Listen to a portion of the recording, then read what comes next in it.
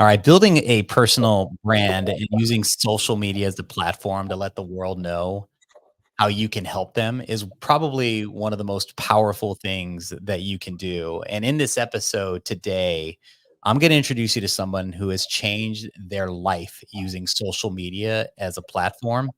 And we're going to give you some real tactics today to help you start your journey and to help you take your business to the next level. And this individual is, become a millionaire. They're doing some amazing things. And today, my guest is Gabe Mendez. Gabe, man, thank you for being here today. What's up, Chris? How's it going, brother? Good, man. Happy Friday. It's good to finally be here with you, man. So those of you who don't know Gabe's the broker associate at Realty America. And I don't know if you've been to any events or anything in your local markets, but you're going to start seeing this brand pop up everywhere. It's ROA. They've done a really good job marketing it. He's also a commercial realtor. He has a team that's produced over 100 million in real estate transaction. He's probably one of the most prolific content producers I've seen. He was voted top social media influencer in California for real estate. And he's probably won every real estate award imaginable as he was coming up through traditional brokerages. And he's starting this new venture with Realty America, which we'll talk about. But, probably one of the most important characteristics about Gabe is he's a man of faith. He's a father. He has two beautiful children. He's a husband. Gabe, man, I really appreciate you taking the time to be here. Chris, it's an honor, brother. I was watching some of your content when we ran into each other at the Latitude. When I started following it, there's very few Instagram pages that keep my attention. There's a lot that capture, but it's very rare that they keep. And I caught myself scrolling on your page. It's really unique the way that you film, the way that you edit, the way that you ask the questions. It's like a culmination of like very high energy, but you go really deep at the same time. Typically with high energy people, they don't go deep. And you somehow managed a way to combine like the enthusiasm with the lower layers. And I think that's what's really unique about your platform and how you've done it. And why I was really enthusiastic to be here, because your vibe, bro, it's just like mine, but then you have that ability to go deep and pull some gold out. And that's what I'm here to do, man. I'm going to inspire some people today. Hell yeah, man. So I got to tell you, this is a funny story I'll kick off with because, so I'm trying to think about how to tell this in a nutshell, but first off, you're already my favorite guest because of all the things you just said. But I'll take it, brother. I'll take it. But no, this is a funny story. So I got invited to do a NAREP event a few years back, and I knew nothing about NAREP. In fact, I've been in the business for, over 25 years and knew nothing about the organization. And so my company invests a lot of money in this organization. And so they needed somebody to speak about social media at one of their conferences. So I did it. And it was really surreal to walk into a room of that many Latinos. Like it really was like a weird, vibe for me. And I loved it because, I've done a lot of conferences, but never did it feel like just everybody looked like me. And, it was kind of weird, right? To be brown and to see that many people doing amazing things in the industry. And so I really got attached to it. So I went to that event, and then that was in DC, and I spoke on a panel about social media. And then the next event, I was checking in, and the girl checking me in said, it was in San Diego this time. And she said, "Hey, are you going to be on the panel this year?" And I said, no one asked me. And she said, "Well, here's my card. You need to be on the next year's panel or the next one. And I'm so bummed you're not on it, but we'll get you back on." And so then I walked away from that conversation. I was bummed. I was like, man, I should have been on that panel. I should have asked them. And so I go see this panel, and I'm walking towards the panel. You can't get anywhere near the room. And you know how the rooms are, they're kind of small for some of these panels. So I'm walking, I'm like, you can't even get near it. It's like just a crowd of people and they're so, this one is going to be so good that they're looking over like the doorway to try to get in. And so I took a seat next to in a bench that was by there, and I was just checking emails for work. And I see this dude walk up that has like this entourage of about 20 people with him. And he's like, I'm guessing he's on Instagram Live, and he's walking in through the door of all these people, and he goes in to do the panel. And I was so glad at that moment that I wasn't on that panel, and that guy was you. And I was like, this dude just came in and rocked this panel. And I'm so glad that I didn't have to sit next to him to to be, like watching somebody so amazing do what they're doing. I don't think I could have competed with that. And at that moment, I was like, I'm going to do a podcast with this dude because I need to learn what he's doing because there's so much energy behind, his brand and I'd never heard of you before. So I DM'd you a few times, but dude, you have so many people on your so this year I caught you. We caught eyes. I caught you at this year's NAW rep, and I'm like, this dude's not getting away. And I walked up to you, and I got to tell the listeners who are because I've asked a lot of good people to be on my podcast, and most people will say yes, and then they kind of ghost you. But not only did you exchange your phone number with me because you didn't brush me off to DM you, you exchanged phone numbers and then you immediately responded. You sent the picture to me that we took, and then you followed up about let's get this podcast going. And there's very few people who are at the level that you're at, Gabe, that are willing to do that. And I think that goes to show how important your brand is to you, that you are yourself, you're authentic, and you're kind to the people that are asking you for your time. So I just want to thank you out the gates, man, on how much I appreciate that. And for those listening, if you ever run into Gabe, I mean, seriously, this guy is, just amazing on his approach and his demeanor, and I can see how you've become extremely successful with your business because of that. So thanks, man. We're gonna have to get your guy to send me that entire intro right there, because anytime I do a public speaking event, Chris, I'm gonna play that first, bro. Dude, that You need to, was, man. I need that in my life, man. That was such a dude. I'm so humbled. I'm honestly very, very humbled. Thank you for the kind words. It's been a very long journey to get here. And I have to say this, really just right out front that if it wasn't for my Lord and Savior, Jesus Christ, I wouldn't be here today.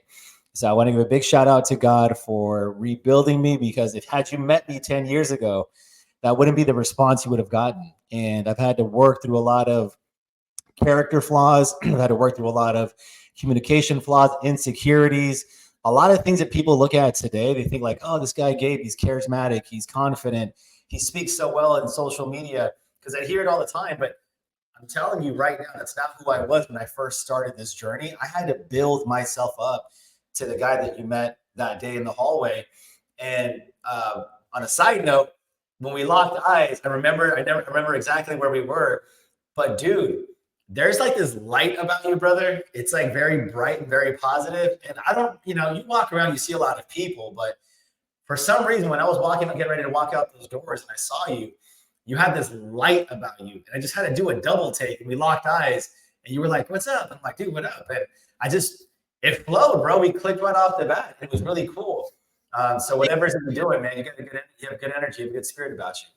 Thanks, brother. That means a lot to me. And I feel you in the sense of, you know, I wasn't who I was, like there's been a lot of self-work that's had to, that has to go into place because this business, when you start to see a lot of money coming in, it's real easy to lose yourself, and it's real easy to think that you're above it. And, to see that you've been able to ground yourself and be a man of faith, it's extremely inspiring to other people to know that it's okay to lead that way. It's okay to go onto a podcast and say, before anything, I need to thank my Lord Jesus Christ, right? Like that to me is just who you are. And no, man, thanks. So there did right now it is what time is it? We are officially at bromance o'clock. I know. We are officially here. There No, we man. go. So I want to jump into some tactical stuff out the gates, man. I help a lot of loan officers and leaders in the mortgage space that want to jump into social media and try to help them, get out of their head, get them started on producing content. And what I see happen to a lot of people is they start and then they fizzle out. And so, they fizzle out because a lot of people just expect that there's going to be an immediate return, and that's not always what happens. And I'm just curious from you is what is it about your business that you looked at social media and understood that it was going to be something that you had to lean into, and obviously has helped you get to where you're at today. But what do you say to those loan officers that are struggling? So to the loan, but I'm gonna address everyone, loan officers and real estate agents both. You have the problem that I think that everyone has is that they haven't gotten to a point in their life where it's been so low that it hurts, that they're forced to do something new, regardless if they like it or not. I was once in a position in my life where it was so disgusting, it was so dark, it was so hurt. I was broke, busted, and disgusted that I had no option but to fight. It's like that one historical story that we always hear. You know, it's like where the commander or chief of the boat, whatever it was, gets off and has his army, and he turns around and to his commanders and says, "Burn the boats." And he has his entire army right on the beachfront and says, "Either we fight and win, or we die." But there's no retreating. And I think a lot of people out there looking at it, a lot of people have that retreat option. They have a plan B. They have something to fall back onto that if this doesn't work, it's going to be okay. And if they don't, and they're just barely getting by, then they're okay where they're at.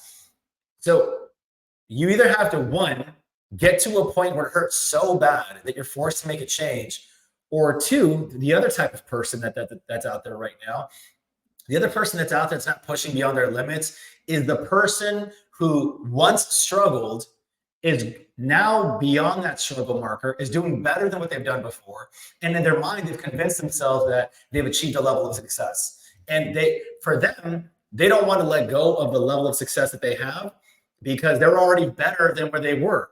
But that's a handicap because what's happening is it's not allowing them to grow. And we know as humans, we're not stagnant. We're either green and growing or brown and dying, just like trees. So two types of people out there. Again, recap. You're either the person who has a plan B, you haven't burned the boats, there's no need to, or you're the second type of person who failed before, but finally has some level of success that you're not willing to risk it to go for something bigger because in your mind, you're already far greater than you were before and you feel good about that decision. I was neither of those. I was first. I was option A. I was the guy that had my back against the wall. I was broke, busted, and disgusted. I was falling into depression. That I just needed something to work, and I was willing to try whatever it was. And whatever my mentors were telling me to do, I was so broke, so lost that you told me to jump, I'd say how high. You asked me to knock on doors, I'd ask how many. You said, here's this script, go practice it. I would master it. I would become the Leonardo DiCaprio of door knocking. The guy that would wear any hat, wear any kind of shoe, say whatever I needed to say, become that person. Because look how well Leo performs on camera.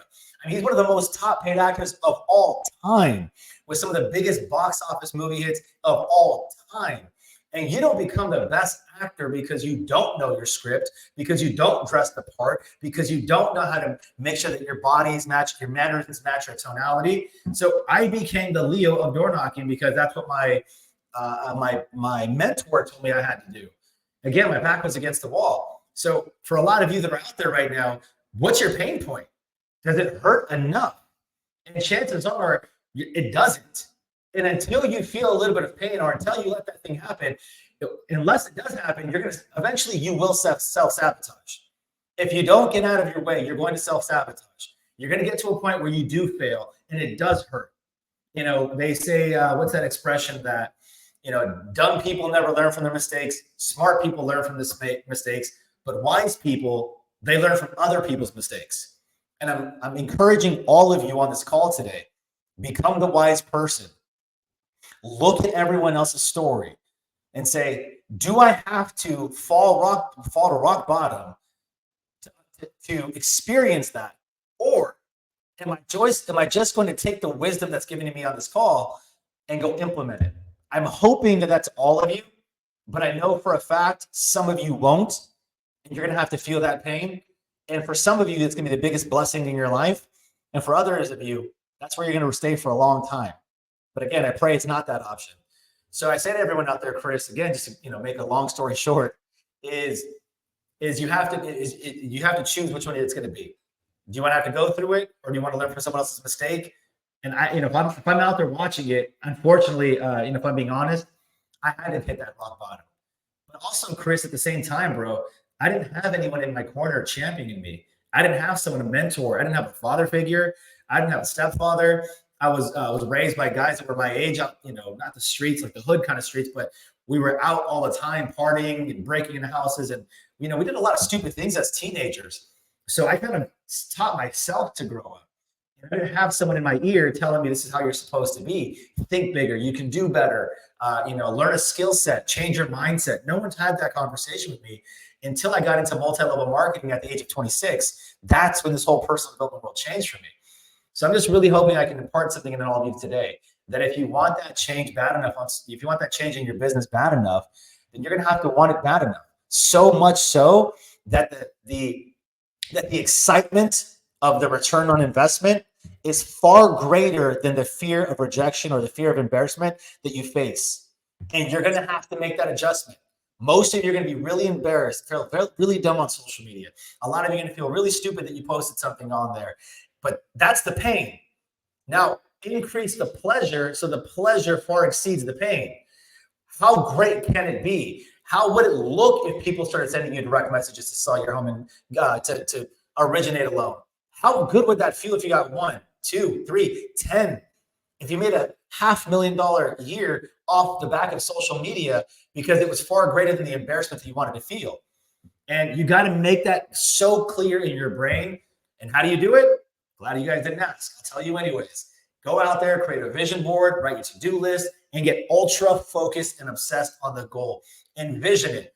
Last thing I'll say on that is this, Chris, that there's been, I can tell you from personal experience that when I was younger, I loved shoes and I loved clothes. I loved it so much because I never had a lot of them. I always got the hand-me-downs from all my my cousins.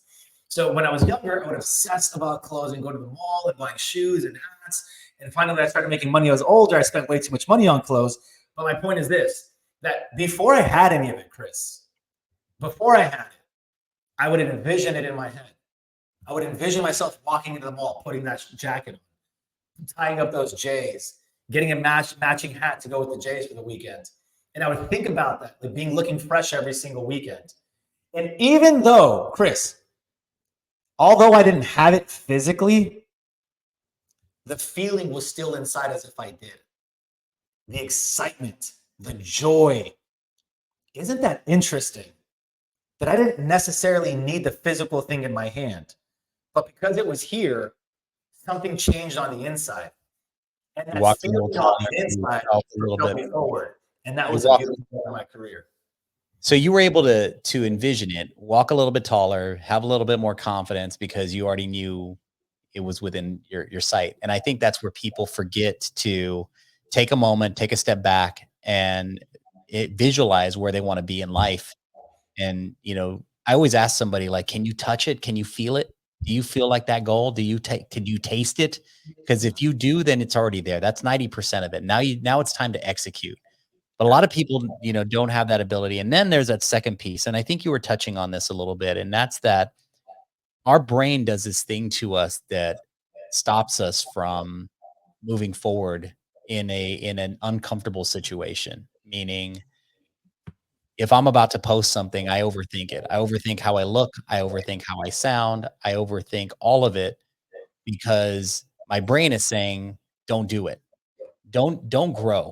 Our brain wants us to stay nice and cozy in, a nice warm blanket and not move. And it's up to us to retrain our brain to go out there and do something. And that's what you're saying. The pain has to be so great that there are no options. And that's what you were doing. And so my question to you, and I'm so curious about this, is what came first, the chicken or the egg, when it came to you building your brand on social media? Did you say to yourself, I'm going to go to social media and I'm going to be rich? Or did you already have a level of success before you went to social media to build your brand? I already had a level of success before I went onto social media. So most people think my success in real estate comes from social media. It actually doesn't. So the first 2 years of my career, I spent cold calling and door knocking and hosting open houses. And honestly, I think that everyone needs to go through at least 2 to 4 weeks of strictly door knocking and cold calling just to get the endurance of hustling, build the endurance of hustling, and then also build a level of, I guess, defense or numbing towards rejection. You have to get used to it. Rejection doesn't feel good to any of us. Even still at this day in my life, I don't feel good rejecting. all you single guys out there, you should really use the rejection because you're single out there. But honestly, rejection sucks. So we have to learn how to develop that tolerance for rejection. And the best way to go out there and do it is to call people that don't know you and just say, hey, if you think about selling your home, hey, F you, stop calling me. Click. All right, that sucked. Hurt a little bit. Call them again. Call the same person back. Hey, I think we got disconnected. No, we didn't get disconnected, asshole. Stop calling me. Click. And then it becomes a game. And before you know it, Chris, you don't even care about it. But door knocking and cold calling is what I did when I first got started. And then I took that. I took all those victories. I was documenting my process in the very beginning, and I would put that onto social media. And what would who would know that people actually liked to watch behind the scenes activity? They were entertained by the stuff that they couldn't see. They think the journey, the destination's always cool, but what's even cooler is the journey. This is why reality TV does so well, because people want to see behind the scenes. Oh, you're out there door knocking, you were cold calling. And everyone loves an underdog story. So a lot of my closest supporters, fans, and people who look out for me and love on me are people that I don't know. People who watch me on social media and be like, bro, you're such an inspiration. I have clients who comment on my posts. There was one that I pinned on one of my pinned posts. I pinned a comment, and one of them is from my past client. It almost brings tears to my eyes because in 2014 and 15, I wanted this so bad, Chris, so bad. I can't even begin to tell you how bad I wanted this. I was willing to do anything, work as hard as I need, everything legally and spiritually correct, aligned with the word. But I was willing to do anything I could to make this work. I went into debt. We talked about my car situation. We'll get that in a moment. I went through so much. I built up like $20,000-$30,000 of credit card debt just to make this dream work. And I remember in my head, my mentors told me, if you don't give up, you will succeed. And that's the one thing that played every day in my head. The only way you lose is if you give up. The only way you lose is if you quit. The only way this doesn't work is if you stop. And I knew that if I just kept on pushing beyond that pain point, if I kept on pushing beyond the point where I would do the work and had no immediate return, as long as I could remember that I couldn't sow and reap in the same season, that I had to sow the seed, had to sow the seed, and next season I had to believe it would show up. And as long as I kept doing it, I knew it would work out. And during that season of building my business, door knocking, there was this beautiful couple that I met. And honestly, looking back at it now as an adult, I think maybe they just felt bad for me. But it's just my one of my first clients in my entire career, Misael and Amy. Fun fact, they have the same last name as me. I knocked on their door. I still remember the street from 2015. I don't remember the house. I remember the street. I remember what I was wearing when I knocked on that door. And I knocked on it. I had a conversation with the wife. She brought her husband to the door, Misael. He got me connected with somebody. And that ended up being one of the first clients who bought a house with me in 2015. And that money that I made on that transaction on a $200,000 condo, 2% commission, I ended up using that money to pay my aunt back for my car. And I've been friends with them for the last 9 years. And she made a comment on my middle pinned post. And I pinned her comment right next to Leo Pareja's comment. And she made a comment that says, you came a long way from the days of knocking on our door, and I've been watching you grow for the last 9 years, and it's something incredible. It's some beautiful message that she wrote to me. And I pinned it because I want to keep myself grounded and remember where I came from. It wasn't always as good as this, in that if I stopped working, it could be taken away overnight. So I need to show up better for my family, of course, but I also need to show up every day for my clients, for my staff, for my agents, for the agents in my group and our new company. I have to show for all these people. And if it wasn't for that couple, I don't know if I would have lasted in real estate 2-3 more months, because that $4,000, they don't know this, but that $4,000 carried me for like 2 more months of hope, 2 more months of food, 2 more months of paying my cell phone, 2 more months of my gas. I didn't do anything else, but there was 2 more months of life, 2 more months of hope it gave me. So big shout out to Misael and Amy. Thank you guys for supporting me when you saw me. and I'm here because of, you know, one of the reasons because of you. So thank you guys. Bro, how fun was it to go door to door? I used to go door to door too. I used to sell cable door to door, and like my whole thing was, Isn't it fun, dude? if you answer the door, we're talking, man. Like it's just about like I enjoy, I even cold calling. Like I'll tell you, I hate cold calling because I do.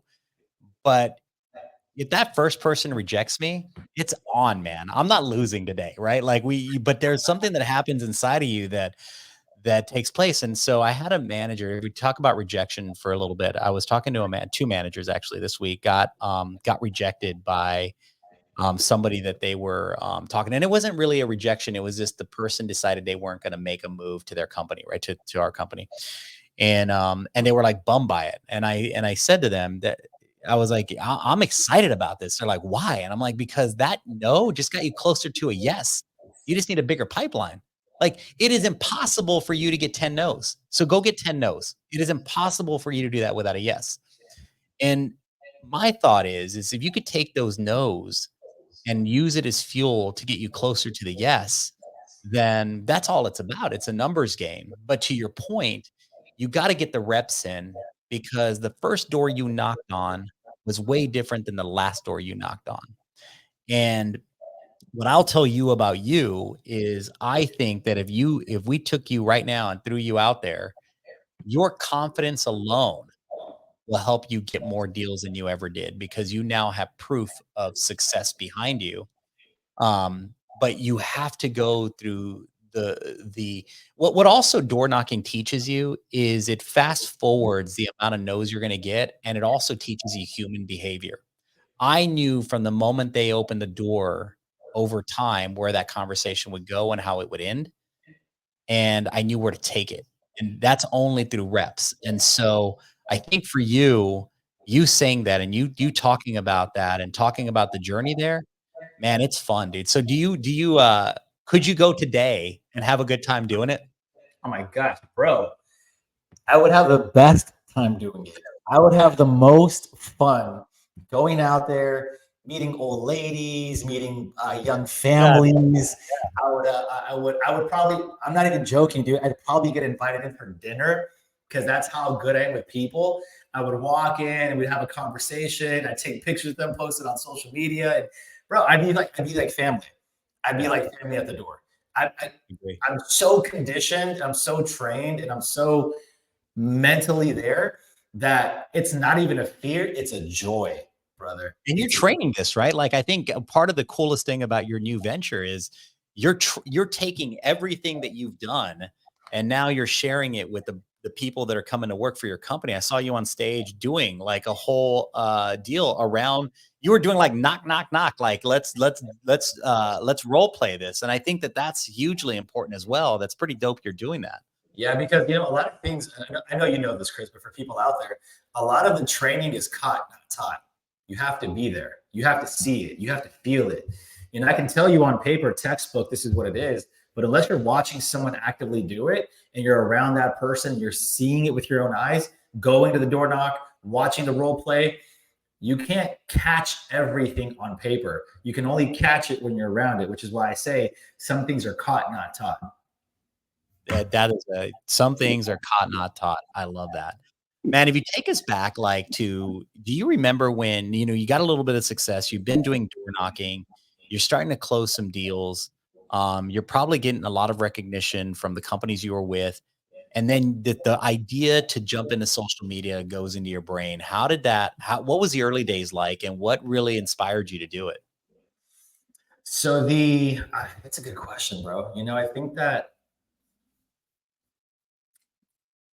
so the biggest motivating factor in the beginning was I loved documenting my story and hearing the response from people and just like hearing the response from our followers on social media.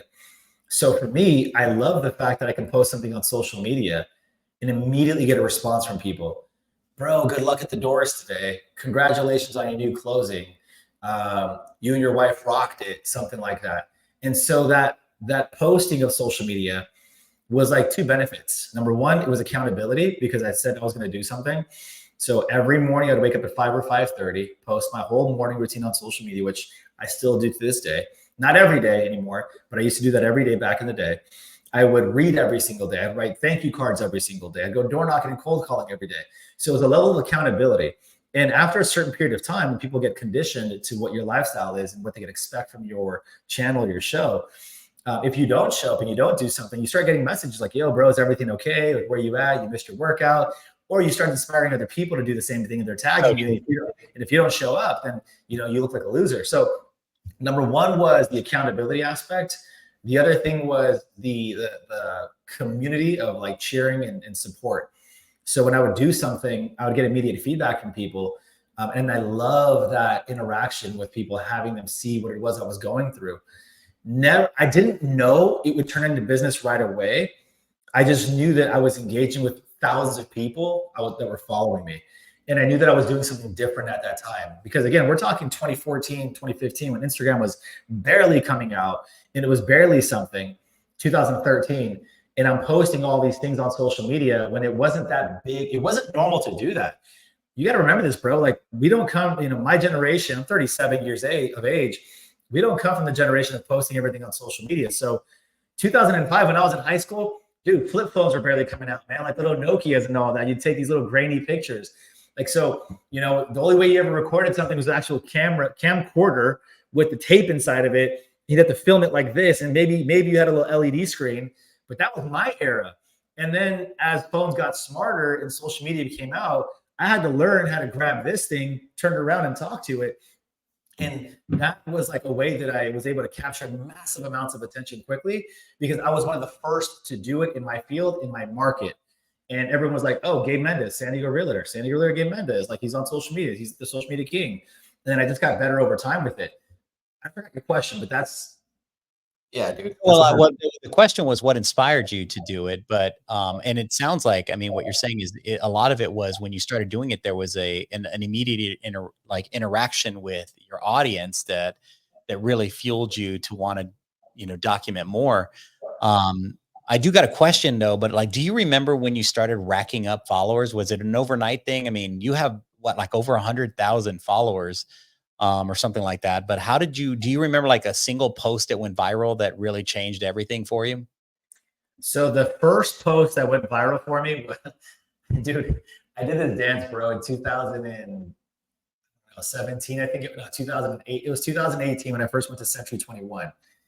And that was like when the backpack kid was like a big deal. The kid that would do like that, it was called the backpack kid dance, I think. It was like on Fortnite. You'd swing your hands from side to side. So I did that dance at a listing appointment, at a listing video. And so I forgot what the name of the song was, but I play this. I walk out of the garage comes up slowly, music kicks in. I start walking out of the garage, and it's a big driveway. And I just stand in the center of the screen on every shot of the house. And the entire time I'm just staring at the camera, and I'm just doing this dance with like no emotion on my face for like 2.5 minutes. And then it just ends randomly. I posted that on Facebook, and that thing went uber viral, bro. It just skyrocketed. It was getting, within like hours, dude, I think it had like hundreds of thousands of views, hundreds of thousands of comments, and it just started blowing up my Facebook, blowing up my Instagram. I had two news stations reach out to me, wanted to do an interview, one in Australia and then another one somewhere in the United States. I forgot where it was.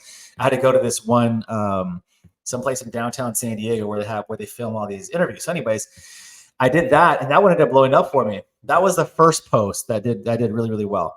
The second post that we had that did really, really well was our post on our YouTube channel. So my wife and we ended up recording a video of our proposal, and that proposal video, I think now is up to like 10 million views worldwide. Wow. So we posted that one on YouTube, and it ended up blowing up, dude. So those two videos are the ones that ended up taking off. And honestly, the dancing one was just to be silly and try something different. It wasn't for the intention to go viral. And then the one with my wife, it was just to document our journey of what we have done for our love and share with people. It was never like, oh, dude, we're going to put this thing together. We're going to be famous.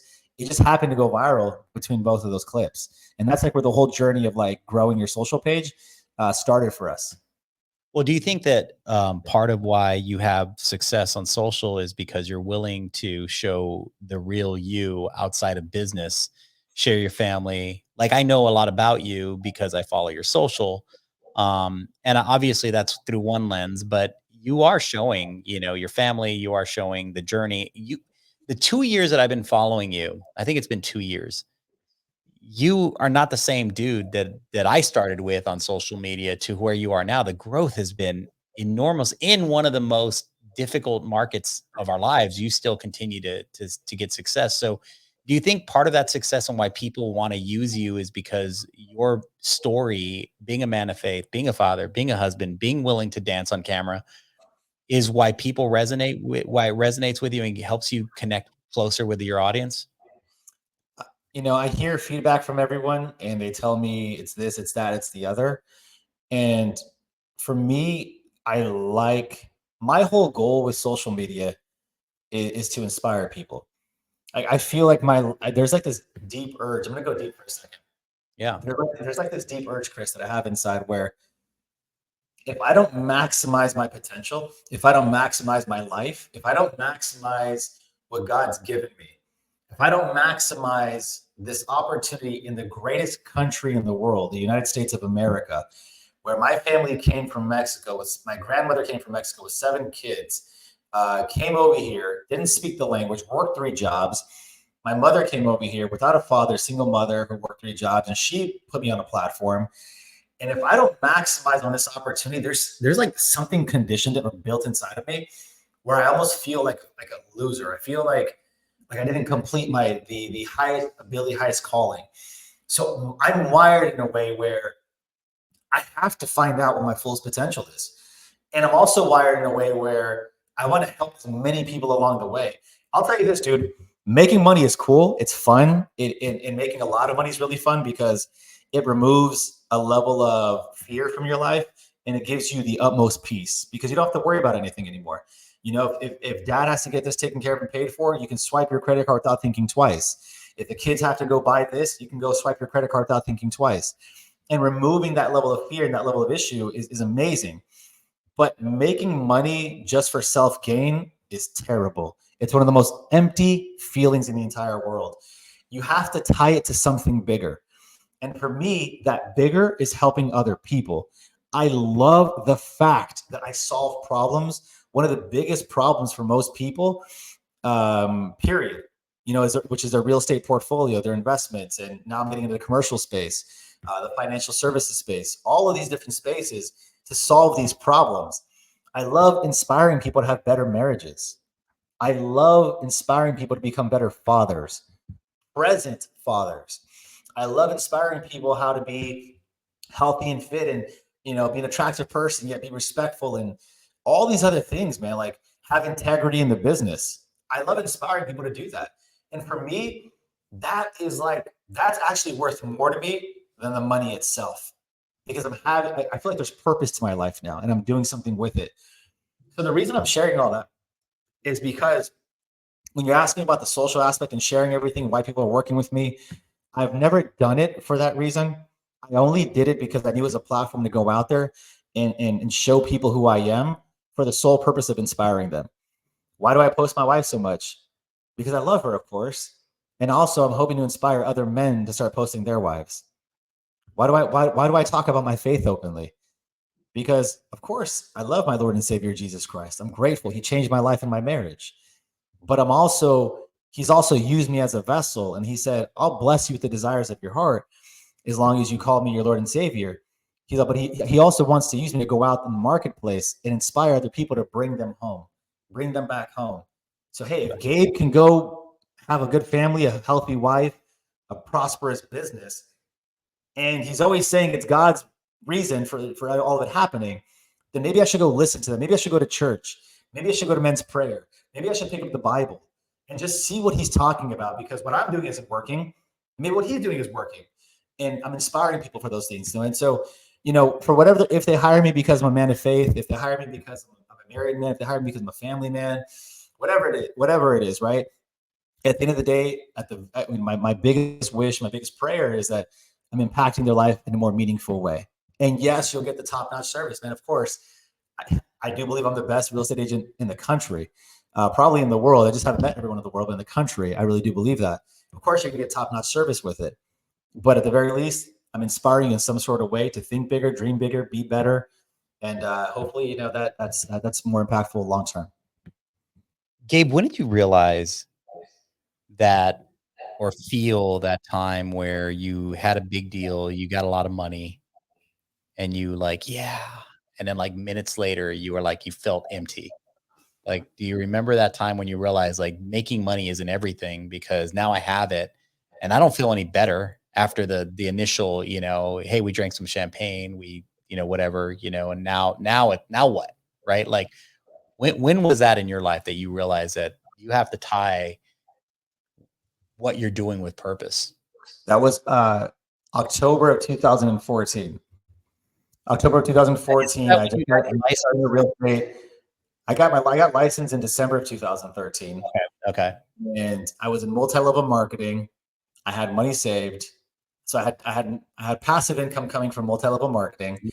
I was receiving income from teasing files. I had money saved.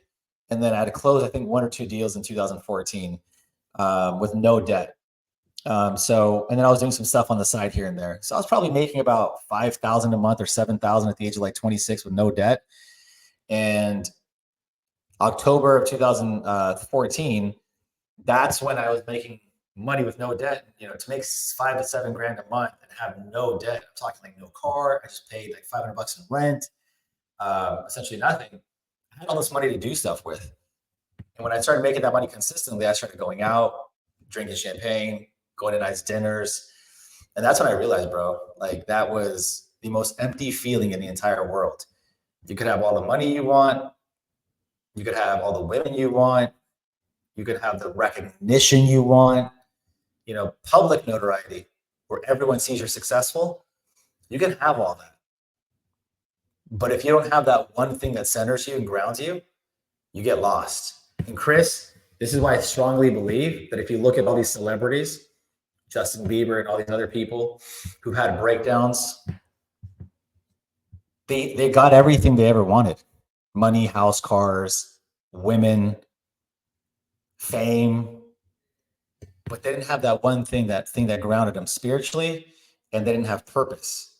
Because once you have everything and you have no one around you, you have no purpose and no center, what are you doing it for? There's only so many women you would want to be with. There's only so many cars you can buy. There's only so many houses and mansions you can own. There's only so many yachts you can drive in. And what's next? A bigger one? A bigger one? A bigger one? All it is, a shell, a foundation, a roof, walls, electrical, plumbing. All it is a house. But if you don't have anyone in there that loves you and supports you, it doesn't turn into a home until you have that love and support from people that you care about. So the community, the people, the purpose, that center, that spiritual centering, that's what makes that house a home. And you can have a small tent on the beach with the closest people to you, most happy. Everyone's happy and they're healthy. And that is much more warming than having a big mansion on the hill with the best cars. And yet you feel like you're not connected to the people and you're alone and you're isolated. This is why you see so many successful people commit suicide and take their life. This is why you see so many celebrities who go into depression and go spiraling downhill after they have grabbed everything, because they forgot the one thing that mattered the most, which is community, purpose, and God. You need that along the way, dude. And so I don't ever get lost in that crap. I don't want to.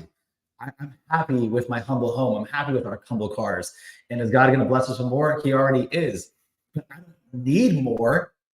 God's given me what I need. Now, do I want it to inspire other people for whatever his kingdom is? Yeah. Because the truth is, Chris, I can't do my job as a Christian, as a Christ follower, to reach people of influence, people in business, people of political power. They won't listen to me unless I reach a certain status of income, a certain status of business. So in order for me to impact the world and influence the world the way I want to, I have to build a business that's successful internationally.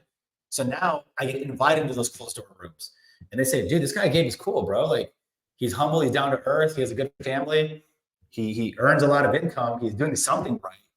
Dude, what's going on? And I have that opportunity to say, dude, let me tell you about Christ. And boom, we change, we change how families are done. We change our communities. We change our counties. We influence our state legislation. We influence our country. We influence the world. And before you know it, we become a harmonious, happy, peaceful place again.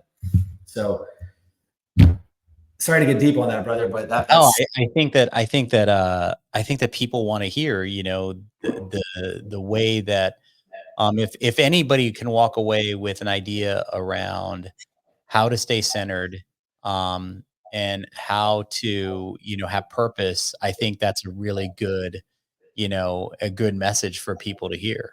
You know, I mean, every success story has this moment where you feel like you're falling apart, where you feel like you're alone, where you feel like you're, you know, in a hole, and it's the end of the world in your mind, like the walls are closing in.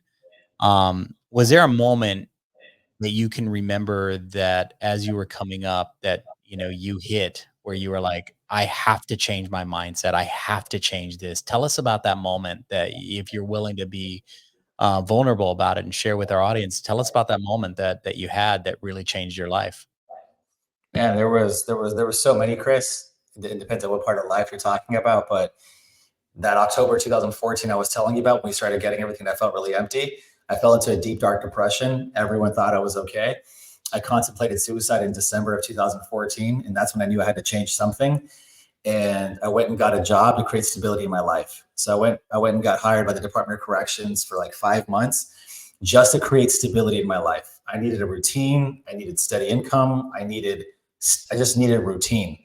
And so I did that. That was number one. That was the biggest game changer. That was one of the game changers the scariest game changers that happened in my life. The most like humbling experience I ever had was in 2015 when I quit that job. I went full time into real estate because I just felt there was this bigger calling for my life. You know, my mother, she's first generation from Mexico. We ended up losing our home in 2007. And having the sheriff knock at your door, having signs posted outside for the neighbors to see, and then being escorted out of your property that you lived in for 2 years. The first time I ever had my own bedroom in my entire life, you know, getting pulled out of the house and having everyone around you look at you, having all your friends and family and high school friends ask you what happened to that home, it scarred me on the inside. And then knowing what my mother went through, it scarred me knowing that she had a burden, you know, she had to carry that weight. So in 2015, when I quit that job, I told myself, there's work that's unfinished, and I have to go out there and complete this work. So when I quit the job and I went back into real estate, for the first 6 months, brother, I cleared my entire savings account. I bought suits, business cards, websites, open house signs, for sale signs. I rebranded myself completely, and I went all in on real estate. No plan B, burn the boats, like we talked about earlier. And when I did that, 5 months into it, my car got repossessed at a listing appointment. And dude, it was one of the most toughest emotional moments in my entire career, because I finally was able to secure an appointment on my own. I felt good enough to close it on my own. No team leader, no broker to support me, no manager.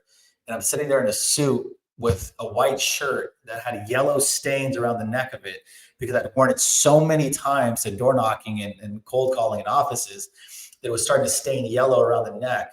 And I remember my shoes were like, my soles were down to the bottom, because I only had two pairs of shoes, a black one and brown pair. And I remember the black ones I was wearing were all the way down, because I would door knock on them 5 days a week. And I'm sitting inside this guy's house in a 2-story townhome, and we're sandwiched in between two buildings. And his mother comes running down the stairs. She's yelling in Spanish, like, hey, do you have a blue car? And in that moment, bro, my heart dropped to my stomach, because I knew what was going on the moment she said it. I knew I was getting the letters. I was getting the phone calls. I knew I was behind 4 months on my payment on my BMW. I knew that was happening. And I just tried to keep a poker face. And I looked at his mom and I said, yeah, I have a blue car. Why, what's up? She said, they're towing it. She was yelling in Spanish. They're taking it. They're taking it. So I take a deep breath, and he's like, let's go take a look outside. We open the door. He opens the door for me. I kind of brush right in front of him. And I try to walk ahead so he doesn't hear the conversation. And sure enough, man, they had my car already hooked to the thing. And I'm in a gated community. I don't know how they found my car and found it inside there and even got inside, but they hooked it. And I remember they hooked, and I remember walking up to this guy. He's a 6'5", bro, big beard, this massive looking dude, bro. And he looks like, just looks like a massive, scary dude. And I'm walking over there, but bro, this guy looks in my eyes and he can see my face. And I remember just looking into this guy's face, and he just turned me like this puppy dog, like a soft bear, a teddy bear. And he's like, I'm so sorry, I have to take the car. And I asked him, I'm like, dude, can you please do me a huge favor? Can you please release my car? I'm at work. I have no money. I'll give you my cell phone, something. I just don't take my car in front of me right now. And he apologized, like, I'm sorry. BMW said I had to take it. So they ended up hooking my car up. And I remember in that moment, I had to make a decision. You know, I had all this weight on top of me. I'm embarrassed. I'm hot. I'm broke. You know, the sellers are behind me. The tow truck's in front of me. And I have all this weight on top of me. And I finally decided, you know what? I'm just going to suck it up and turn around and put a smile on my face. So I take a deep breath. I turn around. I go walk back towards the homeowner. I'm like, oh, they took my car. I'll just get it later. And he wrapped his arm around my shoulder and he was like, you see, Gabe, this is why I want to sell my home. I'm like, why do you want to sell it? He's like, it was probably one of my neighbors that ended up calling because you parked in the visitor spot without the placard. And I'm like, oh shit. I'm like, yeah, dude, it was your neighbor. It's like, let's go sell this home, dude. So we walk inside and I don't get the listing. And then I don't have anyone to pick me up. And he's like, do you want me to give you a ride back to the office? So I jump in his 2-seater truck. And it's one of those old school trucks that you got to roll the window down with your hand, one of those crank ones. There's no radio. It's a single cabin. So we're sitting right next to each other. And it was like the longest 7-minute drive to the office. And I remember just sitting there quietly. The most embarrassing, humiliating moment in my entire career. I open the door, I hop out, we make eye contact. I just know for a fact this is the last time that I'm going to talk to this guy ever. I close the door and I never hear from him ever again. And yeah, long and behold, man, we ended up losing my car. I sat there for a moment and I thought to myself, I have two options. I can either break down and cry and quit, or I can pull it together, go back inside and complete the work. I decided to combine the two. I decided to cry and I decided to go back inside and get to work. So I cried like a baby. I mean, what those ugly cries, like where you can't even breathe and the boogers are coming out and you're like, you know, outside right there. And I cried for like 20 minutes and I remember just cleaning my face up. My eyes were puffy. I couldn't breathe. My nose was clogged.